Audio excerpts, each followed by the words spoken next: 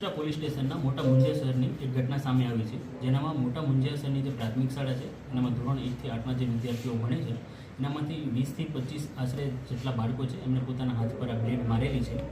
અને આ જે ઘટના બની છે એનું મુખ્ય કારણ એવું છે કે જે બાળકો છે એ પોતપોતાની જોડે રમતમાં એકબીજા જોડે શરત મારે, બેટ મારે કે જો તું આ હાથમાં જો પોતાની રીતે બ્લેડ મારીશ તો એને 10 રૂપિયા નહીં આપવાના, જો ન મારે તો એને બ્લેડ આપવાનું. એટલે ઇન હવે ડેર જેવું છે આ ગેમ. જે બાળકો છે એ પોતાની રીતના આવી રીતના જે પોતાના હાથમાં છે એ આવી બ્લેડ મારેલી છે. શાળાના જે પ્રિન્સિપલ છે એમને 18 કે 19 તારીખે આ ઘટનાની જાણ થઈ.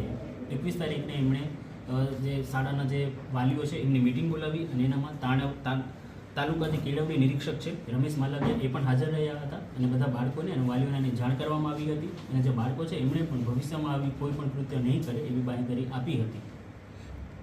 સર, આમાં વિડીયો ગેમનો કોઈ રોલ છે?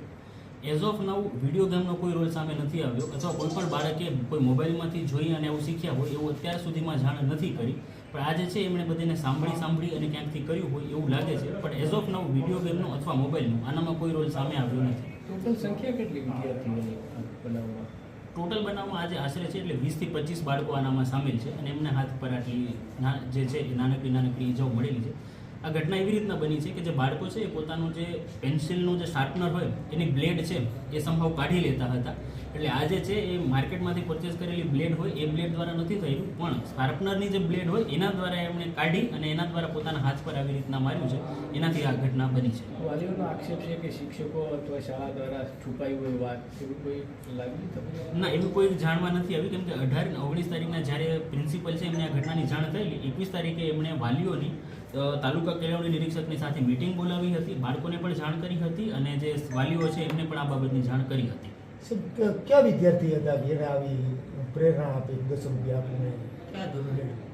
એ જે મોટા વિદ્યાર્થીઓ છે એ હતા. આનામાં કોઈનું ઇન્ડિવિજ્યુઅલનું નામ લેવું એ કોઈ યોગ્ય નથી આ બાબતમાં. અચ્છા સર, આવી ઘટના પહેલી વાર જ બની છે? ભૂતકાળમાં આ પ્રકારની કોઈ ગેમો રમાયેલી અહીંયા ભૂતકાળમાં આવી કોઈ ગેમ રમાયેલી હોય એવું સામે નથી આવ્યું. પણ અમે બીજી કોઈ ચેક કરી રહ્યા છીએ કે બીજી કોઈ આવી ગેમ હોય સ્કૂલમાં, હજી સુધીમાં ધ્યાનમાં નથી આવી. પણ અમે બીજી જગ્યા ઉપર ચેક કરી રહ્યા છીએ. જો કંઈ પણ આવશે તો તમને જાણ કરવામાં આવશે.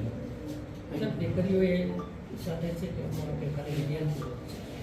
બંને જેન્ડરના સ્ટુડન્ટ્સ આનામાં સામેલ છે. Thank you sir. આ જે ઘટના બની છે એનામાં કોઈ ગુનાહિત કૃત્ય હજી સુધી અમારા ધ્યાનમાં નથી આવ્યું. પણ જે પોલીસ છે એના દ્વારા જિલ્લા શિક્ષણ અધિકારી છે એમને આ ઘટનાની જાણ કરવામાં આવશે અને એમના રિપોર્ટ દ્વારા જો આગળ કોઈ ગુનાહિત કૃત્યની જાણકારી પોલીસને મળશે તો એમના રિપોર્ટના આધારે આના પર આગળ કાર્યવાહી કરવામાં આવશે. એઝ ઓફ નાઉ આનામાં કોઈ ગુનાહિત કૃત્ય જણાતું નથી.